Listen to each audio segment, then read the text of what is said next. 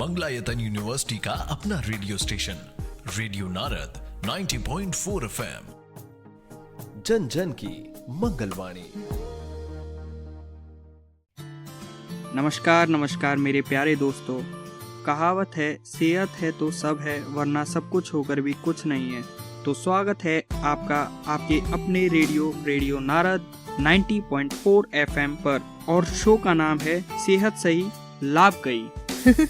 और मैं हूँ आपकी अपनी आरजे याशी, जो आज आपके लिए सिर्फ सेहत का ज्ञान ही नहीं बल्कि सेहत से जुड़े कुछ मजेदार किस्से और जरूरी बातें भी लेकर आई हूँ। और मैं आपका दोस्त, आपका हमसफर आरजे विपुल।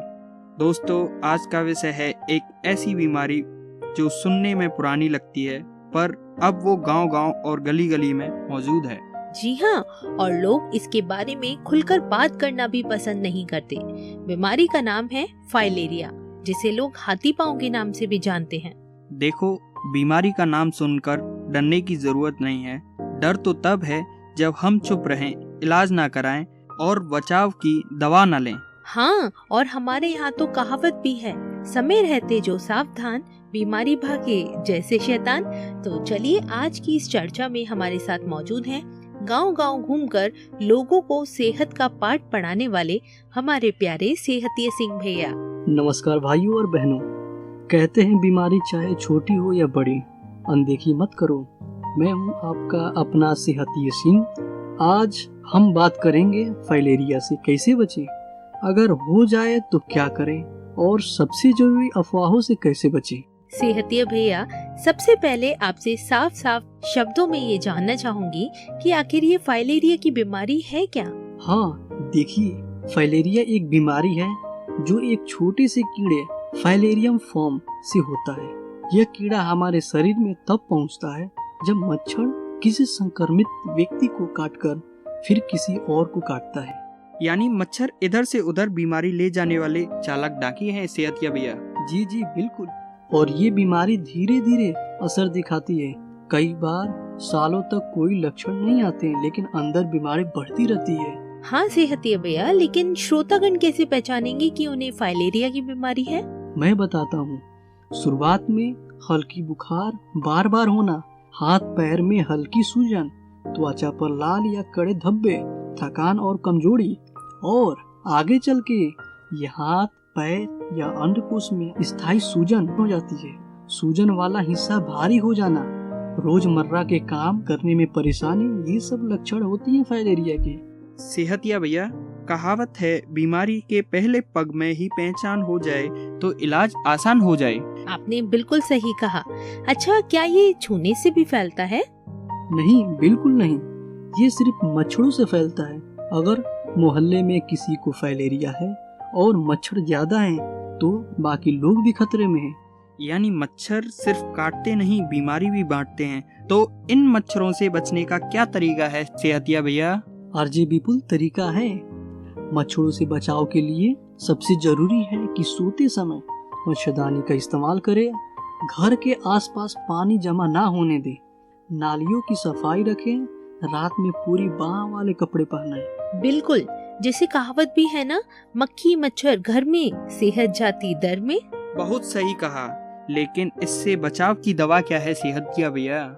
इसकी बचाव की दवा है आरजे विपुल, जैसे MDA यानी मास ड्रग्स एडमिनिस्ट्रेशन। साल में एक बार पूरी गांव या मोहल्ले को ये दवा दी जाती है, और बिल्कुल मुफ्त में। और ये दवा आखिर मिलती कहाँ है? ये दवा आपको मिलेगी सरकारी अस्पताल, स्वास्थ्य केंद्र। मैं तो कहूँगा, अगर किसी को भी लक्षण है फाइलेरिया के, तो वो बिना देरी किए अपने नजदीकी सरकारी स्वास्थ्य केंद्र पर जाकर अपनी जांच करवाएं और दवा खाएं। इसमें 2 या 3 गोलियां होती है, जो खाने से आपके शरीर में मौजूद कीड़े मर जाते हैं और बीमारी फैलने से खतरा कम हो जाता है। याद रहे, ये दवा स्वास्थ्य कार्यकर्ता की मौजूदगी में लें और पानी के साथ लें, खाली पेट नहीं। जी जी। और हाँ, 2 साल के छोटे बच्चे को ये दवा नहीं दी जाती, गर्भवती महिलाओं को भी नहीं। गंभीर बीमारी वाले को डॉक्टर से पूछकर, बाकी सभी चाहे बीमारी हो या ना हो ये दवा जरूर ले। और सेहतिया भैया अब अफवाहों की भी आप हवा निकाल दीजिए। जी बिल्कुल, सबसे बड़ी अफवाह ये है कि फाइलेरिया सिर्फ गंदे लोगों को होता है, बल्कि सच्चाई ये है कि फाइलेरिया गंदगी से नहीं मच्छर से फैलता है। जहाँ गंदगी होगी पानी का ठहराव होगा, गंदा पानी जमा होगा, वहाँ मच्छर होंगे, और जहाँ मच्छर होंगे वहाँ बीमारी होगी। सबसे बड़ी बात ये है कि अगर संक्रमित व्यक्ति को मच्छर ने काट लिया और उसके बाद किसी और व्यक्ति को काटा तो उस व्यक्ति को भी यह बीमारी हो सकती है। और कौन कौन सी अफवाहें हैं? एक अफवाह फाइलेरिया की दवा को भी लेके है। लोगों को यह भ्रम है कि फाइलेरिया की दवा खाने से शरीर में कमजोरी आ जाती है, जो कि बिल्कुल सच नहीं है। दवा कमजोरी नहीं लाती बल्कि बीमारी से बचाती है। हाँ, अगर शरीर में पहले से संक्रमण है तो हल्का बुखार या सर दर्द हो सकता है, लेकिन यह ठीक हो सकता है। यानी दवा का कोई नुकसान नहीं होगा? नहीं, बिल्कुल नहीं, बल्कि दवा ना खाने से नुकसान होता है। क्या और भी कुछ गलतफहमियां हैं?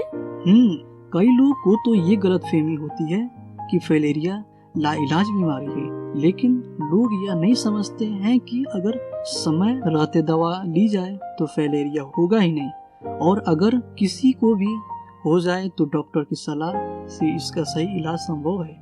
सूजन को कंट्रोल कर सकते हैं, मरीज को राहत मिल सकती है, लेकिन फाइलेरिया एक बार हो जाए तो जिंदगी भर आपके साथ नहीं छोड़ता। सेहतिया भैया, यानी अगर जागरूक रहें तो इस बीमारी से बच सकते हैं?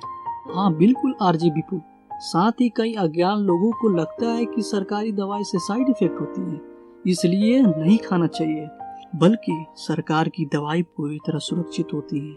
यह वैज्ञानिक रूप से प्रमाणित होता है और लाखों लोगों को दी जाती है, इससे कोई नुकसान नहीं होता। तो दोस्तों, आपने अभी सुनी फाइलेरिया से जुड़ी अफवाहें और उनकी सच्चाई। वैसे कहावत ये भी है कि अफवाह का इलाज सच की बात। इसके अलावा ये भी तो बताइए सेहतिया भैया कि किसी को फाइलेरिया अगर हो जाए तो उसे क्या करना चाहिए? हाँ, अगर किसी को फाइलेरिया हो जाए तो सूजे हिस्से को रोज साबुन और साफ पानी से धोएं, त्वचा को सूखे रखें, सूजे पैर को ऊंचाई पर रखकर सोएं, डॉक्टर के बताए व्यायाम करें। और बात करें खान पान की तो सेहतिया भैया फाइलेरिया वाले रोगी का खाना पीना कैसा होना चाहिए?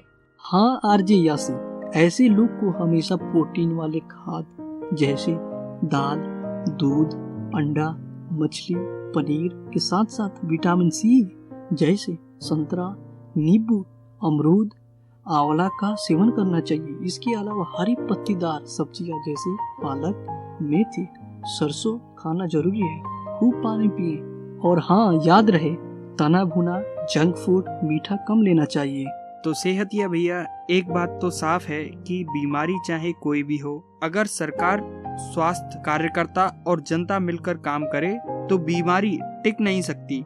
लेकिन सेहतिया भैया, मेरे मन में एक सवाल है कि राष्ट्रीय फाइलेरिया उन्मूलन कार्यक्रम के तहत भी तो सरकार बहुत मदद कर सकती है। जी बिल्कुल आरजे विपुल, सबसे पहले तो फाइलेरिया के प्रसार को रोकना और इसे जड़ से खत्म करने के लिए मास ड्रग्स एडमिनिस्ट्रेशन के तहत सरकार हर साल सामूहिक रूप से दवाइयां मुफ्त में वितरण करती है।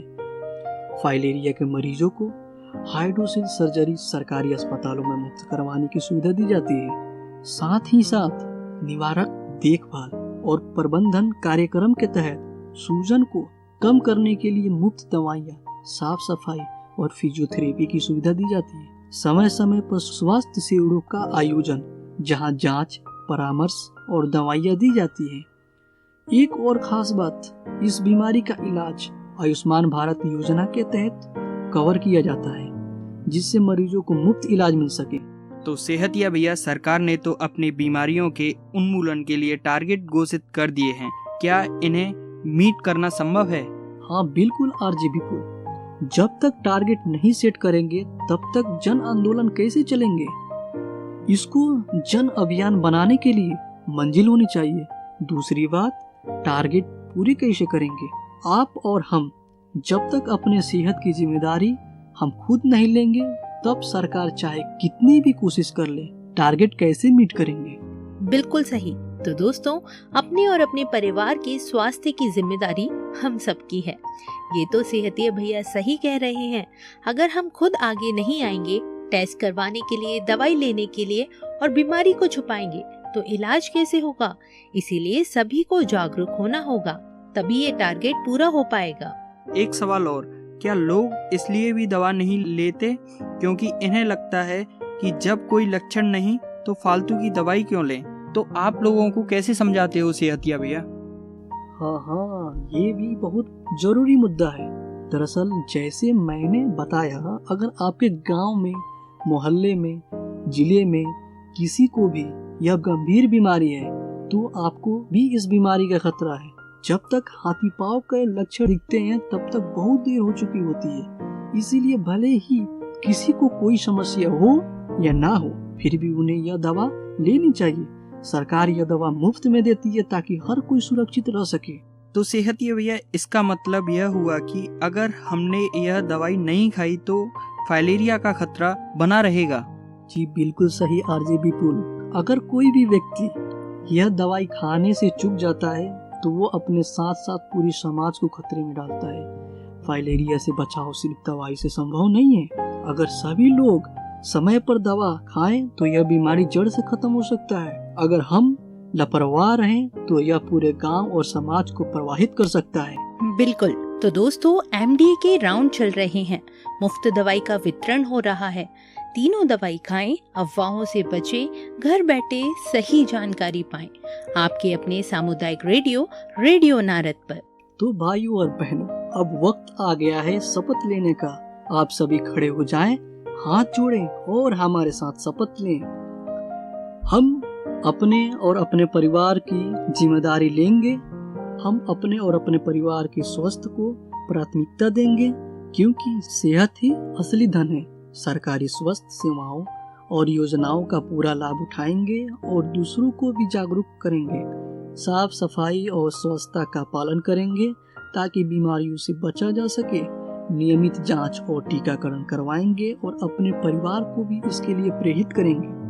संतुलित आहार और व्यायाम अपनाएंगे ताकि शरीर और मन दोनों स्वस्थ रहे। महिलाओं, बच्चों और बुजुर्गों की सेहत की विशेष ध्यान रखेंगे। यह पूरा समाज स्वस्थ और सशक्त बनेगा, तभी भारत समृद्ध बनेगा। सेहत सही तो लाभ कई। बहुत बहुत शुक्रिया सेहत भैया। हमें बहुत ही अच्छी जानकारी मिली। तो दोस्तों, आज का हमारा ये सेगमेंट यही समाप्त होता है। याद रखें, सही जानकारी, समय पर इलाज और सामूहिक प्रयास से हम हर बीमारी का मुकाबला कर सकते हैं। अपने आसपास के लोगों को जागरूक करें। मास ड्रग एडमिनिस्ट्रेशन के तहत दवाई जरूर खाएं। सेहतिया भैया के अनुभव से हमें आज बहुत प्रेरणा मिली है। अगले एपिसोड में हम फिर मिलेंगे कुछ नई जानकारी के साथ। तब तक के लिए आप सुनते रहिए आपका सामुदायिक radio station radio Narad 90.4 FM। जन जन की मंगलवाणी। Stay tuned.